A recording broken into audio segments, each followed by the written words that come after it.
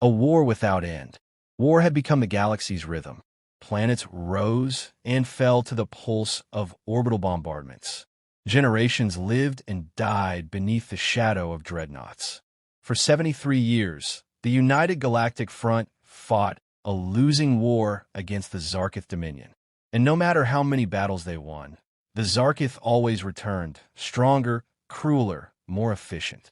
The UGF had once numbered over 60 intelligent species, united in peace. Now, barely 17 remained. Most have been wiped from the stars entirely. Their homeworlds turned to slag, or worse, transformed into breeding pits and torture moons. The Zarketh did not believe in occupation. They believed in eradication. In the towering command spire orbiting Rinther 4, Supreme Strategist Vural clutched the edge of the war table, his claws trembling. Reports poured in faster than he could process them. Red dots, representing Zarketh fleets, crawled across the galactic map like bloodstains. "We've lost Egron Station. Their core detonated before evacuation," said Admiral Elixa, a cold-eyed Avenari. "That's the third fortress world in a week." "They're pushing for Sector 9, whispered Vural. "They want our core systems. They mean to finish us." Silence settled in the command room. There were no reinforcements left. No ace in the hole. No new technology. They had exhausted everything. Every prototype, every alliance, every strategic advantage. Except one.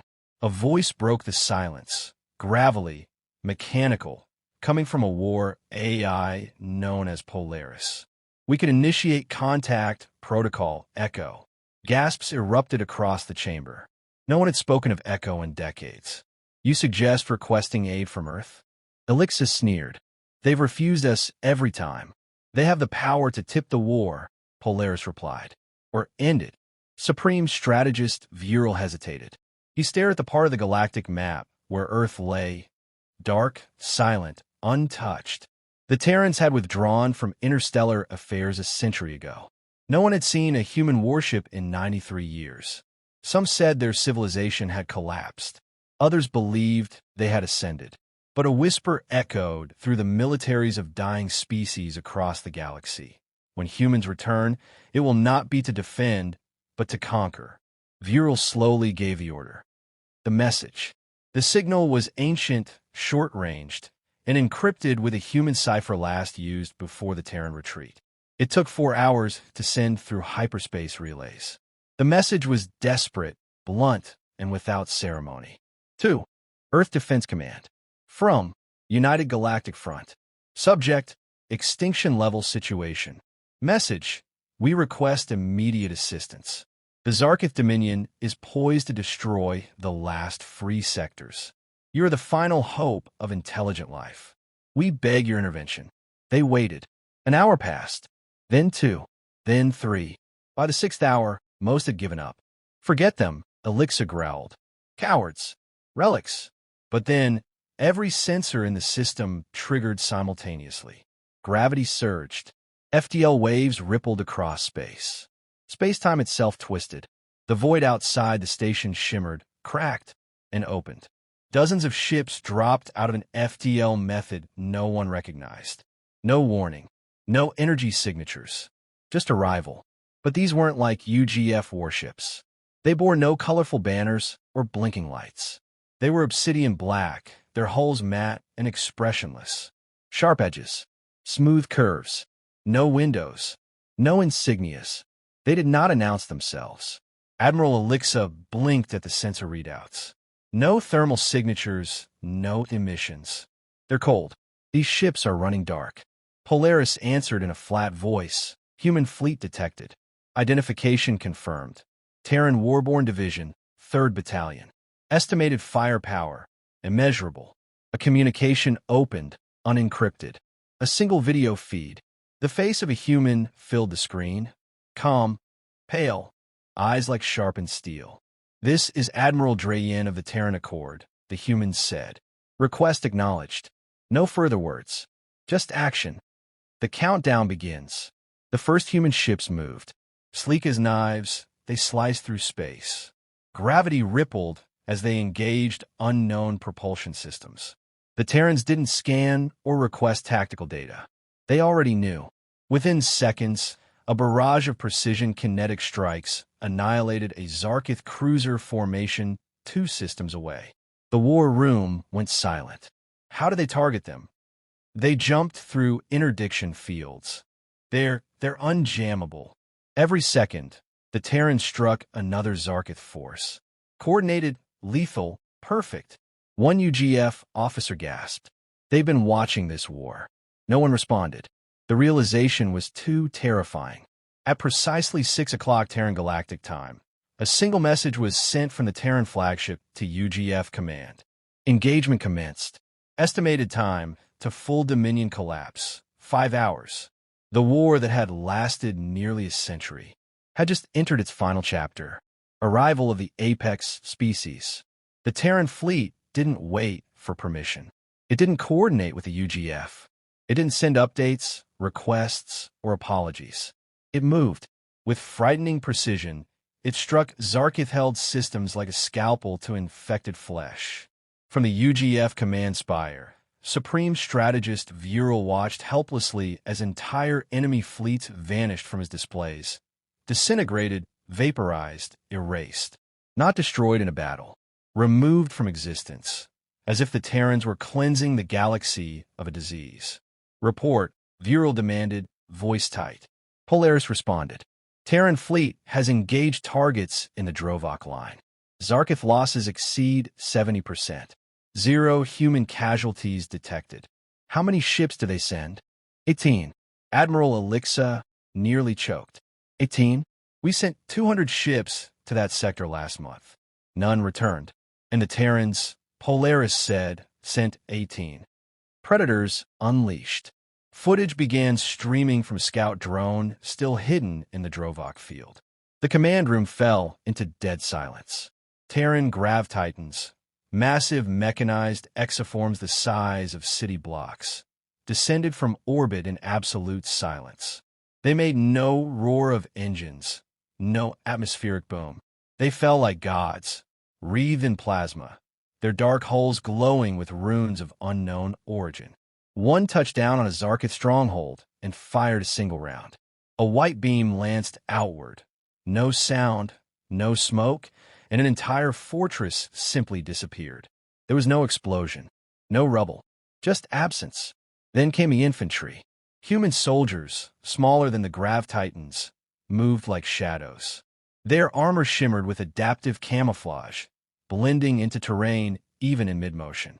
Each was augmented, biologically and cybernetically, faster, stronger, smarter.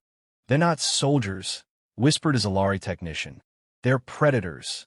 In one transmission, a group of Terran operatives infiltrated a Zarketh bunker, disabling an entire garrison in under 90 seconds. Thermal sensors revealed the soldiers were barely exerting effort. Heart rates remained calm, controlled, surgical. No fear, no hesitation, no mistakes. UGF soldiers had once considered the Zarketh unstoppable, but the humans didn't consider them enemies. They considered them targets. The AI that hunts. UGF command detected a strange signal sweeping across all active war fronts. It didn't match any known transmission type. Polaris attempted to decode it and stopped. This is not a signal, it said. It's a hunt. What do you mean? Vural asked. The humans have released a war AI. A separate feed opened.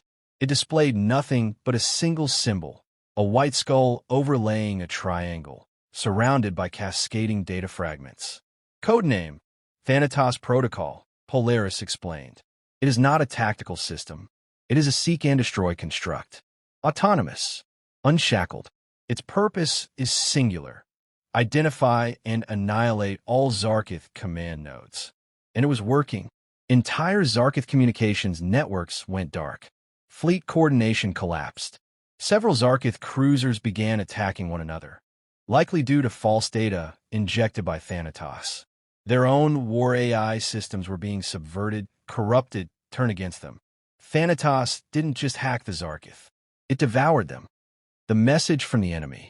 For the first time in decades, a direct transmission arrived from Zarketh High Command. The face of Supreme Strategist Kelzeron appeared on screen, a hideous creature of armor, tusks, and pulsing neural tubing. Its eyes, once burning with contempt, now twitched in fear. "We demand explanation," the Zarketh snarled. "You brought monsters to our galaxy. This is not war. This is extermination." Vural almost pitted the creature. "Almost." Kelzeron continued, voice strained. "These humans, they violate every law of engagement. They destroy without honor, without parley. They are abominations." To that, Polaris gave the only response needed. "They warned you." Kelzeron snarled again. "We will respond. We will unleash the Onyx brood. We will." The transmission ended mid-sentence. Terran forces had reached the Zarketh capital's outer defense rings. Hour 2. Broken Dominion. By the end of the second hour, 3 Zarketh-controlled systems were declared cleansed by the Terran fleet. Their term: not liberated, not secured, but cleansed. Each time they struck, they left behind no permanent occupation, no patrols, just devastation and silence. A transmission from Admiral Drayen reached UGF command. "Calm. Emotionless. Sector secured. Moving to next target. Estimated resistance: minimal. Stand clear of combat zones. No interference tolerated." There was no arrogance in his voice. No cruelty. Only certainty. Admiral Elixa watched the footage, shaking her head. "They don't care about glory. They don't care about praise. They came to end a problem. And they're doing it," Vural said, almost in awe. "We begged for a miracle. Instead, we summoned executioners." The 5-hour war. The final Zarketh stand took place over Zarnax Prime, their industrial nexus and command world. Heavily fortified, surrounded by a tri-layered defense grid of orbital cannons, mines, and over 3,000 warships, it was a fortress built to resist extinction. The Zarketh High Command had no illusions left. They were cornered. Desperate. But they had numbers, weaponized stars, fleets bred for no other purpose than war. And still they were afraid, because the Terrans were coming. Arrival at Zarnax. At precisely 4:27 Galactic Standard Time, 18 human ships exited dark space above Zarnax Prime. No dramatics. No warning shots. They simply appeared. And began. The Terran fleet broke formation into trios. 3 ships dove straight toward the center of the Zarketh Armada, ignoring long-range bombardments, absorbing hits that would have torn apart any known vessel. But Terran hulls didn't behave like conventional matter. UGF analysts observing from stealth drones noted a horrifying truth.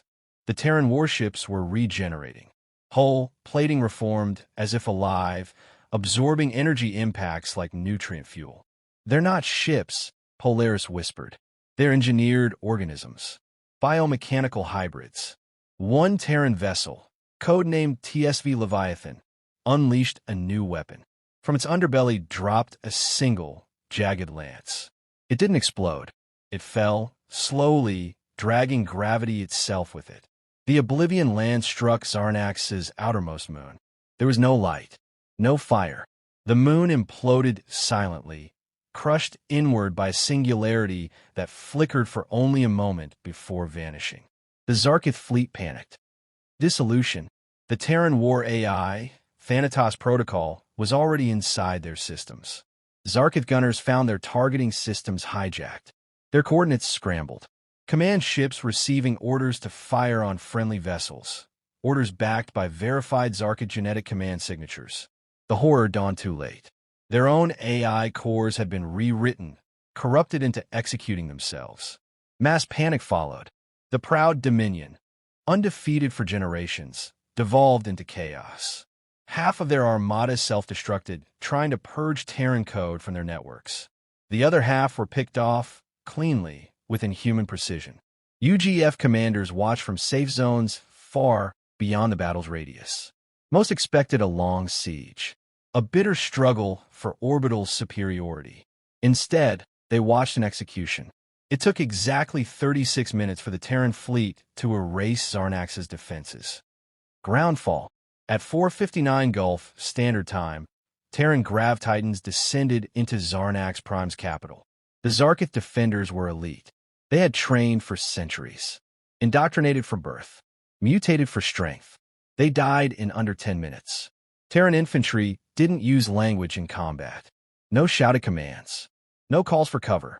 Just neural-linked coordination. Movement like a hive mind. The city fell silently. One by one, defense turrets shut down. Command towers imploded. Genetic archives, the sacred repositories of the Zarketh bloodlines, were disintegrated. Zarketh's supreme strategist Kel'Zaran tried to flee. He didn't get far. A single Terran soldier, black armor etched with crimson, face masked, confronted him at the edge of the citadel. Kel'Zaran bared his claws. "We are the last flame of the Dominion." "Who are you?" the human replied. "Your epilogue. One strike." Kel'Zaran fell. War ended. At 5 o'clock Gulf Standard Time, Terran Command issued a single message across all frequencies, encrypted but immediately cracked by UGF systems. Zarnax Prime neutralized. Zarketh chain of command terminated. Resistance concluded. War is over. Just like that. 5 hours from first strike to final breath. No campaign. No treaty. No occupation. Just eradication. Aftermath. The Terrans did not stay. They didn't demand tribute or territory. They didn't ask for leadership positions in the UGF or even gratitude. Instead, their fleet turned silently, preparing to jump out of the system. UGF Command scrambled a transmission. Supreme Strategist Viral himself stood before the comms array. "Wait. Earth, Admiral Drayen, please. Help us understand. Why now? Why 5 hours? What changed?" The screen lit again. Drayen's face appeared. Calm, dispassionate, as if he had just awoken from a nap, not ended an empire. "We did not come to join your war," he said. "We came to end it." "Why now?" Viral asked again. The human's eyes narrowed slightly. "You begged loud enough." The screen went black. The Terran message. Before the Terran fleet vanished in a dark space, one final packet was sent. A document. Its contents spread like wildfire across UGF systems. Inside was a timeline of the war, but from Earth's perspective. They had observed the entire conflict. Every battle, every loss. They had calculated every turning point. And with chilling detail, the report explained that had the Terrans intervened any sooner, the Zarketh would have adapted to their tactics. They waited until the moment the enemy had become completely predictable. Exhausted. Exposed. Then they struck. Humans hadn't just won the war. They had planned the perfect extinction. Predators in peace. The war was over. For the first time in 73 years, the galaxy stood silent. No Zarketh signals, no distress calls, no mass evacuations. Just a vast, stunned quiet. Zarnax Prime, their throne world, had become a lifeless ruin. Not scorched, not occupied, just gone. Precise, clean, sterile. Across UGF space, species celebrated with tears, music, ceremony, and disbelief. The impossible had happened. The unconquerable had fallen. And the ones who had done it had left. The withdrawal. Human warships vanished one by one, disappearing into folds of space that did not behave according to standard physics. No warp trails. No FTL distortion. They simply ceased to exist on sensors. UGF Command sent transmission after transmission, requesting dialogue, debriefing diplomatic relations. Only one message came back. Mission concluded. Assistance no longer required. The Accord returns to silence. No signature, no emblem. Just those words. To the galaxy, it felt like watching gods descend from the heavens, slay the monsters, and then retreat back into legend, as if they never wanted to be remembered. But they would be. The stars would not forget what they saw. What Earth left behind. On the edges of space, once controlled by the Zarketh, UGF scientists uncovered something unexpected.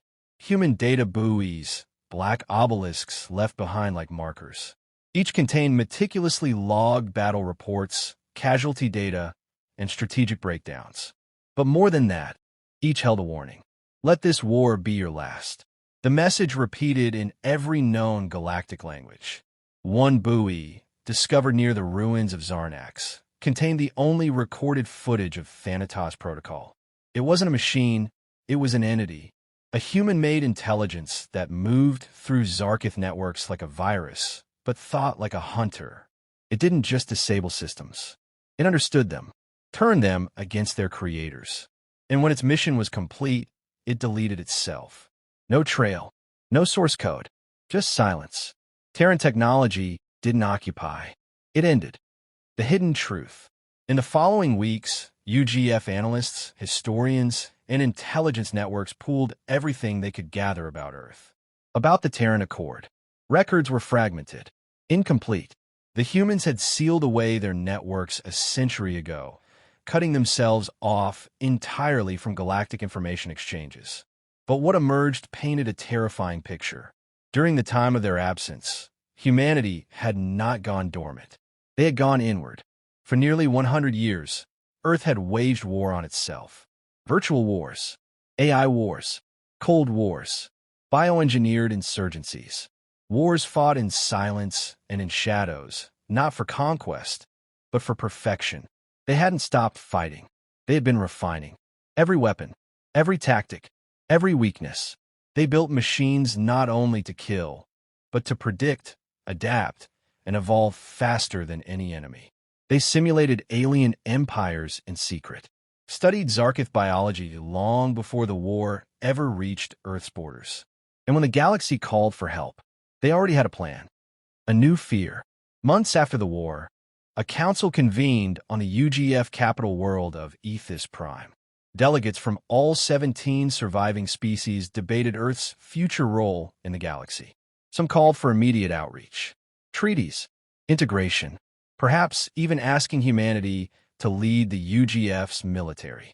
Others feared them too deeply. If they can defeat the Zarketh in 5 hours, one delegate asked, what could they do to us if we ever became a threat? Supreme Strategist Viral spoke last. He had studied every byte of Terran combat logs. He had watched them kill like machines, yet operate with flawless restraint. He stood, claws folded behind his back, and said, do not mistake silence for peace. The humans are not warriors. They are predators, disciplined, patient, and terrifyingly precise. Be grateful they do not hunger. And with that, the council voted. Earth would not be contacted again. Final scene, Watcher of the Void. On a windswept cliff overlooking the Pacific Ocean, a Terran soldier stood alone. His black armor shimmered faintly, reflecting the twilight. He had been there. Zarnax Prime. Groundfall. He had watched the enemy crumble not just from firepower, but from fear. He removed his helmet, eyes scanning the stars. A voice crackled through his comlink. Report, Lieutenant. The man responded calmly. The war is over.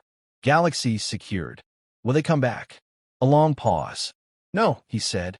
They won't dare. Good, the voice replied. Because if they do, the man looked skyward, expression unreadable. We'll be ready. Behind him, the silhouette of a Terran grav fortress blinked softly in the darkness, silent, waiting, watching. Because Earth did not conquer for power. Earth conquered to remind the stars. We are the apex.